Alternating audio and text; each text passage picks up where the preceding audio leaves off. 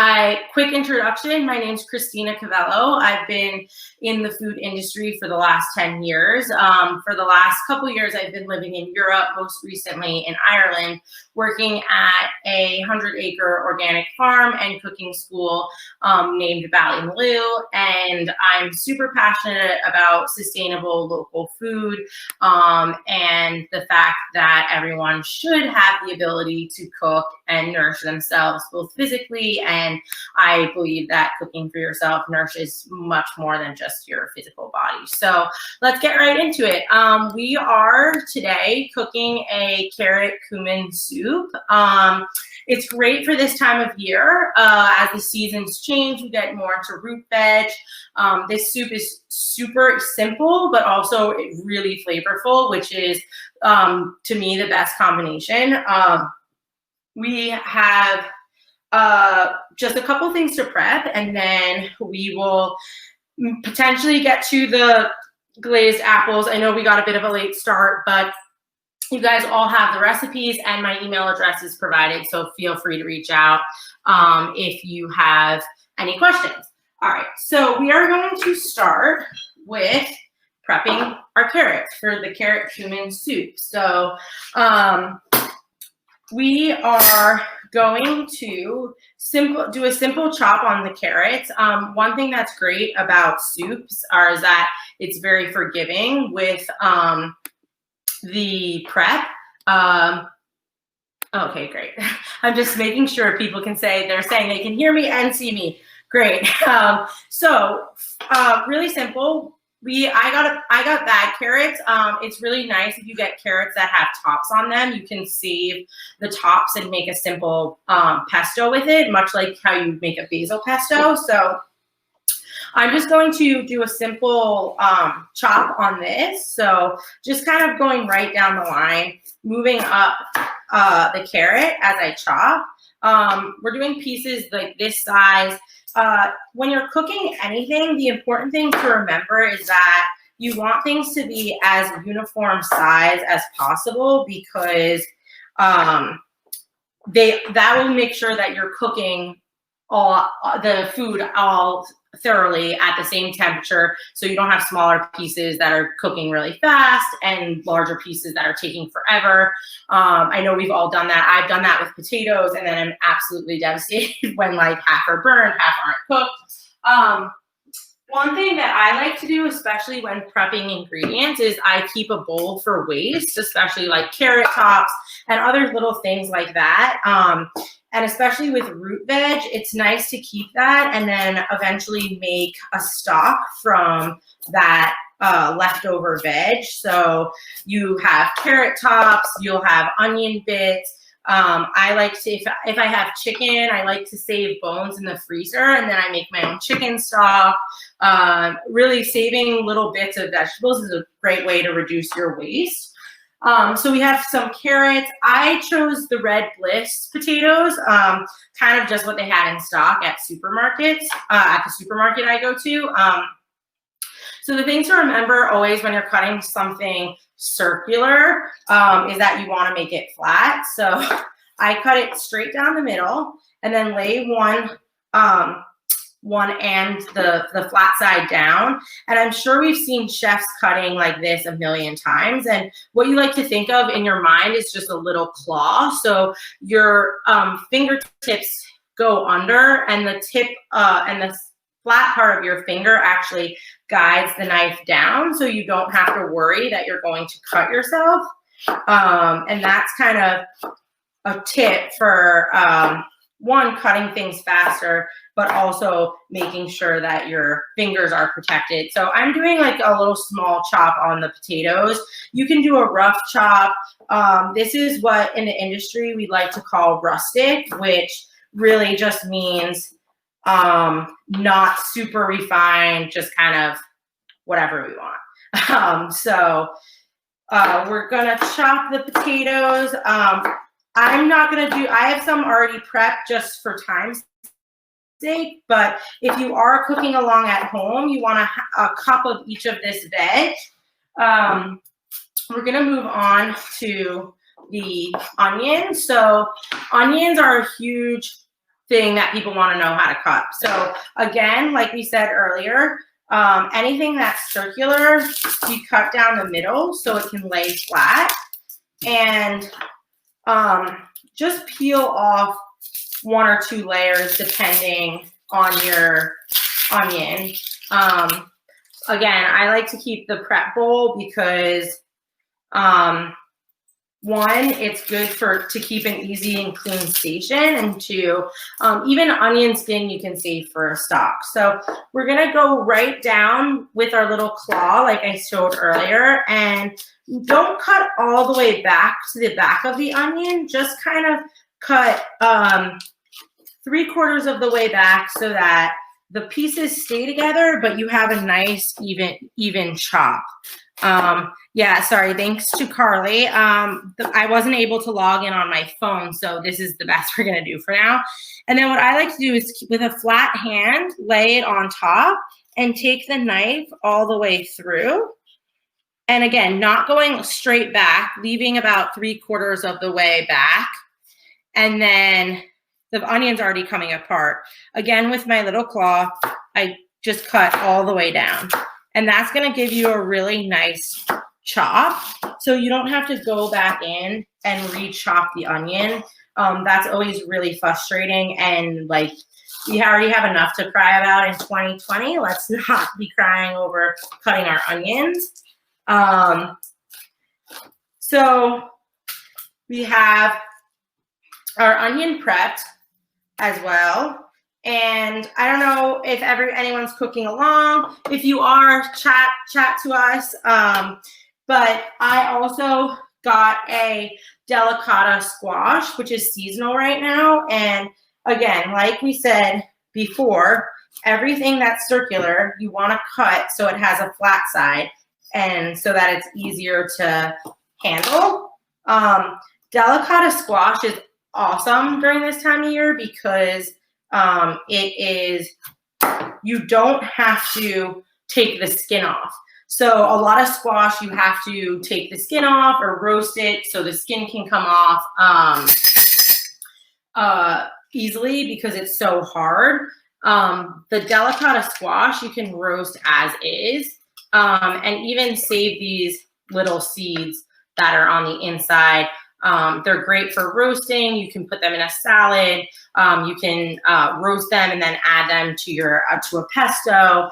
Tons of stuff that you can do with it. So again, I am just emptying it into my waste bowl, and then I am going to just turn this over so it's on the flat side and just cut straight down again.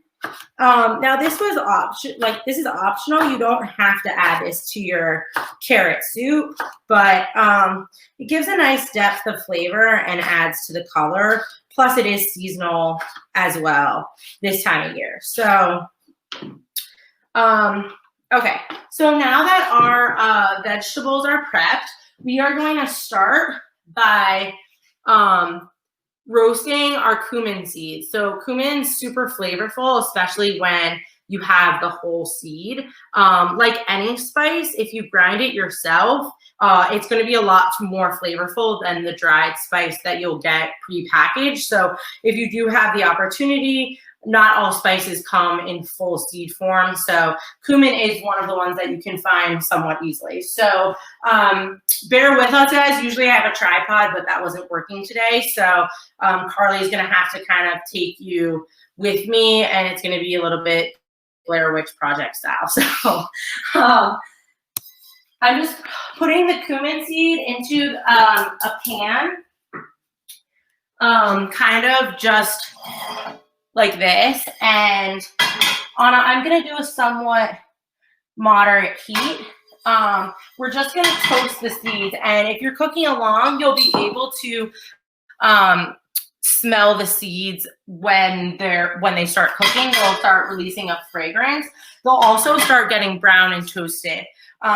So when that's happening, we're going to start putting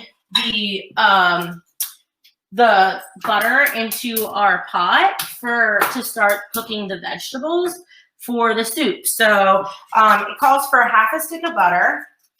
I'm using grass-fed butter from actually the Brick Farm Market. And, you know, this has a more rich flavor, but any butter is completely fine. We're gonna let this cook down, the butter, until it starts bubbling. And then we're gonna add our vegetables. So probably about a minute or so, and then we should be able to add our veg. We're gonna check in on the seeds. They are doing pretty good, not super toasted yet, but we want to keep an eye on that so it doesn't burn. Meanwhile, we're going to take our vegetable stock and add it to our saucepan. So I know, especially for people at home, like I always get recipes that they're using certain verbiage about things that I don't know. So for example, like what is a saucepan? So a saucepan is any kind of deep pan like this that has a thick bottom. They range in tons of different sizes, but when a recipe calls for a saucepan, that is what they're talking about. This, you can boil things in, you can make sauces in, make pasta in it, depending on the serving size. Anything that's going to be this shaped is a frying pan. Something more shallow, something that you obviously fry things in, but you can use it for eggs and anything like that. This pot sometimes is referred to as a Dutch oven. Like Creuset makes them. A bunch of other brands make them. This is a cast iron, actually, so it can retain a really high heat, making it great for soups and anything else that you might cook for a long time. So if you're making ossobuco or anything like that, it's great in that pot. So now that we have all of this going, the cumin seeds, I'm going to turn the heat up a little bit. Cooking is it's a great meditation because it's something that you have to be really present for. So, for example, like anytime you're obviously using heat or knives, it forces you to be present in the moment. And it's a great way to kind of unplug from your daily, especially if you don't do anything with food or creative during the day. We all have different day jobs. It's nice to come home and like unwind and be creative with food. So as you can see in this pot, the butter is bubbling and foaming. So it's a great time for us to add all our vegetables. So I'm going to add the onions. I'm going to add my carrots, and I'm going to add potatoes.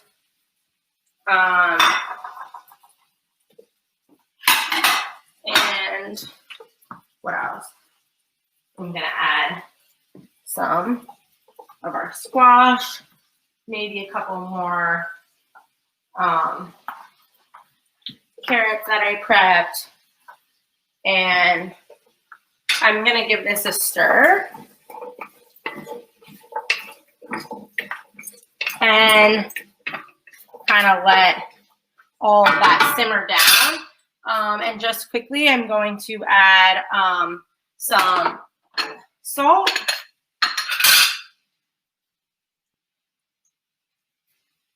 And I like to do salt to taste. I know the recipe called for a teaspoon. That's kind of a personal thing. Depending on your taste. I know it's going to be flavorful because of the cumin seeds, so I'm going to wait to resalt that once I add all of the other ingredients and see how they balance out. So the seeds are, I just want to give a time check. Okay, we're pretty good on time. The seeds are looking pretty good. We're going to take them out in a moment, and I'm going to crush them in a mortar and pestle. I will show you another way to do that at home. If you don't have the tools, you know, it really is somewhat of an investment cooking, and some of it is just it's not necessary, especially if you're not going to use it all the time. And there's a lot of tricks to do things in other ways than with the quote unquote proper utensils. So I'm going to take the cumin off the stove now. It's slightly brown. It's becoming fragrant. And I'm going to transfer it over here into the mortar and pestle. See, okay. So I'm just going to leave this away. Come back over. Yeah. All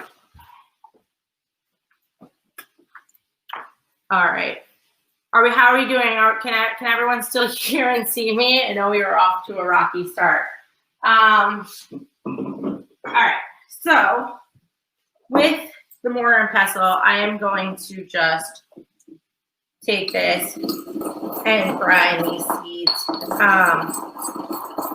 Because they're dry, they'll probably grind into a powder pretty quickly. And this is, again, a great way to get more flavor from certain spices, impress all of your friends, which is, oh, awesome, Matt. Thanks, Matt. Which is awesome. I mean, I like to say, like, half of the reason to learn how to cook something really well is to impress people. And the other half is to make sure that you never have to clean up from dinner, because the cook should never clean up. So this is pretty brown. So it's kind of depends on how you like it, if it needs to be super fine or not. I'm going to go a little finer because I want the soup to blend smoothly. And it won't blend in my blender if these are still kind of crunchy little pieces. So I think it's almost there. Okay, great. Now I'm going to take this and put it into our soup. I'm going to do about a tablespoon. And again, the spice is completely up to your preference. And this is a great soup it's a great base soup. The ingredients are great to start with. So I love soups because it's a great way to clean out your refrigerator. You can add, if you had leeks, you could add that to this. It would be amazing.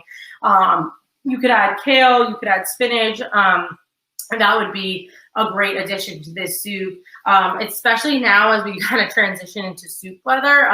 It's a great way to use up any veg that isn't like super beautiful left in your fridge and get those kind of extra greens that we all need as we transition into winter time. So if you're cooking along, I hope that all of your ingredients are tasting or smelling as fragrant as mine. Cara, do you want to bring it over here?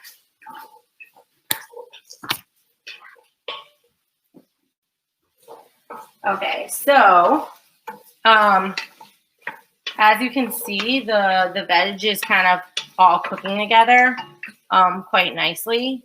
And I'm just going to put the top on this so it cooks down and is even more soft. And then it will be perfect for our soup. Okay, so I'm putting the lid on mine. One trick that you can do if you don't have a lid that fits your top is you can take parchment paper and create a half circle with it and put it on top of the veg, and that also will help your vegetables sweat down. All right, so let's start. I don't think we're gonna have time to finish the glazed fruit, but let's start it, and then you can you guys can go take the recipe from there and just email me if there's any problems. So we're gonna start the glazed fruit with a scant cup of sugar and some water. So I'm gonna again pour the ingredients into the saucepan. And I'm gonna leave a little room, and then I'm going to pour my water over this. And this is a higher ratio of water to sugar, but if we were making a simple syrup, we would do this the exact same way. Just know it would be exactly half sugar, half water, and that's how you make simple syrup, which is great for cocktails at home. I know we can't really go to bars anymore right now, and also if you're making any kind of like specialty drinks for your family, your kids, making lemonade, making it sweetened iced tea, like it's a great syrup to have. So we're gonna turn the heat up on this, and we want the sugar to kind of start boiling, and the sugar will dissolve in the water. So that looks awesome, and it's smelling really good. And I'm just gonna give it another turn. The vegetables should probably take about another 5 to 6 minutes or so to still kind of soften up, and then we're gonna add the vegetable stock or chicken stock, if that's what you have, to this mixture, and let them break down even more, and then blend that for our creamy soup. We have time to cut the apples and whatever seasonal fruit that you're able to get for the glazed fruit. So again, I like recipes that allow us to use ingredients that we might, well, one, that are seasonal, but two, that like don't have to be super beautiful things that maybe are going off in our fridge. That's always a problem. You know, all produce has a shelf life, and it's great to be able to use things throughout its season. So apples typically have kind of a mealy center, as well as seeds. So what I like to do is I'm actually going to take a smaller knife, and I just cut a V into the apple so I can remove the core. And that way I don't waste a ton of every apple. And then again, I lay it flat and kind of go back through with it. And this is a great recipe because you can also kind of decide your thickness. We're not cooking anything, so they can be different sizes. Like if you want a thicker one or a thinner one. Yeah, the apple is really good.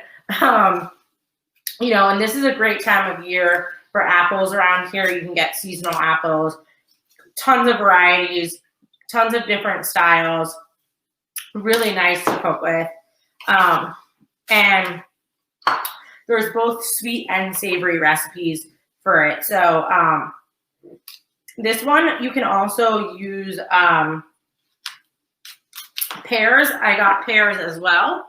It would be nice with oranges or even grapes. So it's a nice recipe that you can do kind of throughout the year with different ingredients.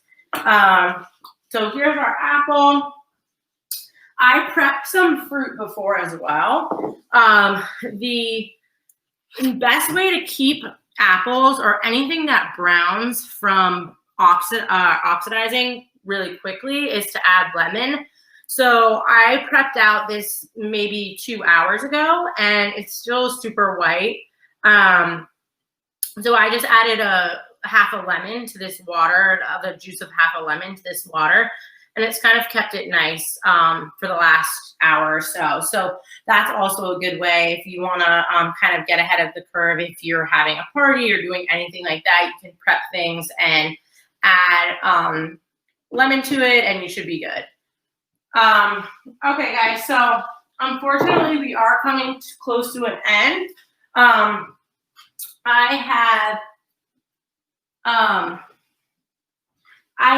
prepped out some I know it's in a cup, but I prepped out some caramel already that I can show you what it would look like and how I would serve it. So I have the platter.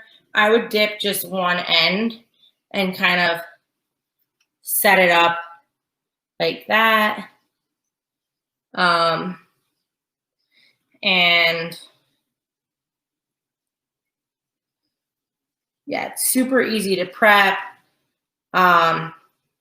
Once the kind of sugar is caramelized, it's a great treat, you know, on a fall night. It's easy, kids love it. And then something that I really like with caramel is nice sea salt. So I have some kind of coarser ground sea salt that I would sprinkle over the top. And we can also do some cinnamon as well. For a nice presentation. And then let's just check in on our soup. I know we probably won't have time to finish it, but it looks like it's coming along pretty well.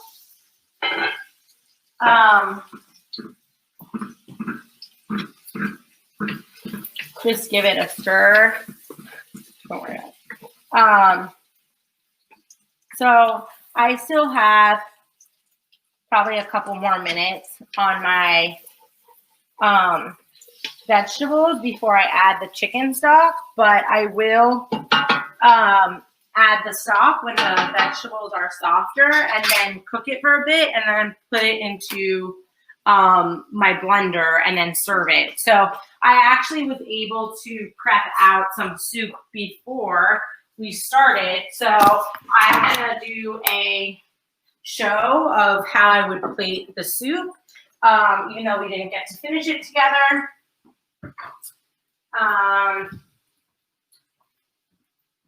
I will, what is it?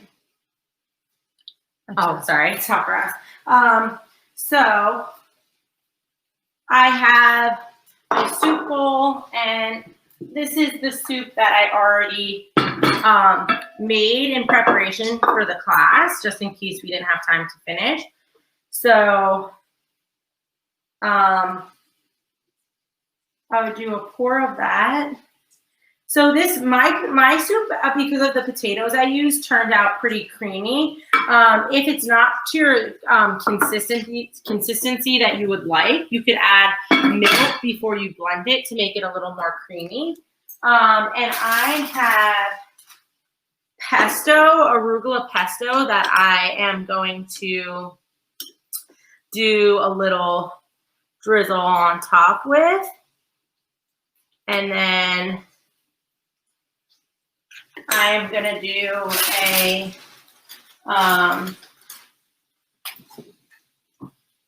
dollop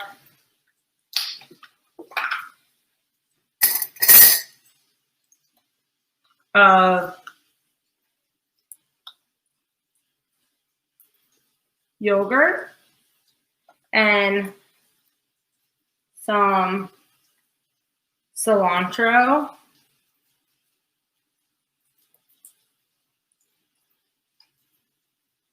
And I have a little more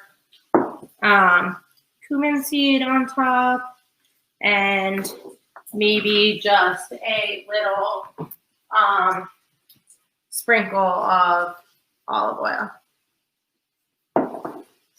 All right, so I think that's all of the time that we have. I'm sorry for the late start.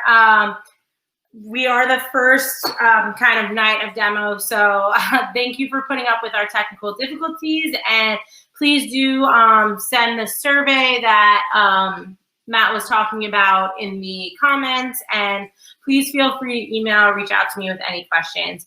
Thank you guys. Thanks for having me.